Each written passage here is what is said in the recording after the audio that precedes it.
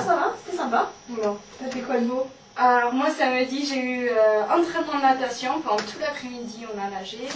Et après dimanche j'ai eu match de basket, donc voilà, on s'est bien épuisé, c'était bien. Bon ouais, vous avez gagné? Oui, on a gagné, oui. Et toi, qu'est-ce que tu as fait de beau ce week-end? Bah moi aussi j'ai fait un peu de sport, moi je suis sortie avec des amis, on a fait du bowling, du billard, des fléchettes, enfin...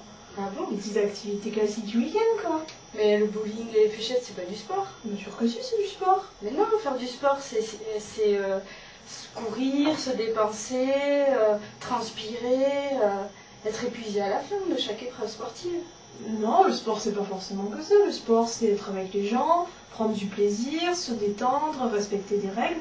Et puis le bowling, le billard, ça nécessite certains réflexes, des techniques, de la concentration, de la stratégie.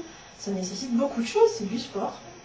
Comme vous pouvez le constater, ces deux étudiantes ne sont pas d'accord sur la notion de sport. Elles ont toutes les deux raison en partie, car le sport n'est pas forcément lié à la notion d'effort, ni à celle de lien social. En fait, le terme de sport a pour racine desport, qui signifie loisir. Il regroupe un large éventail d'activités humaines qui doit pouvoir être pratiquées comme un loisir et régi par des règles partagées par un grand nombre, permettant ainsi de mettre en compétition les pratiquants d'une même discipline.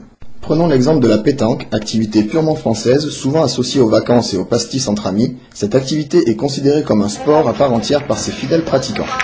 Pour nous, la pétanque c'est un sport, c'est une détente, c'est aussi se rencontrer entre les amis, entre les copains. Ça peut devenir aussi une compétition. C'est un sport parce qu'il faut pas mal de concentration. C'est vrai qu'après un concours qui peut durer 8-10 heures, nous sommes complètement vidés. C'est un sport de... En définitive, chaque discipline fait appel à des compétences sportives particulières. L'équilibre, la force, la motricité, la vitesse, l'endurance et la concentration. En fait, le sport regroupe un ensemble d'activités définies suivant l'intention du pratiquant. Et là, il n'y a pas d'activité mineure ou majeure. L'important n'étant pas de gagner, mais de participer en passant un bon moment.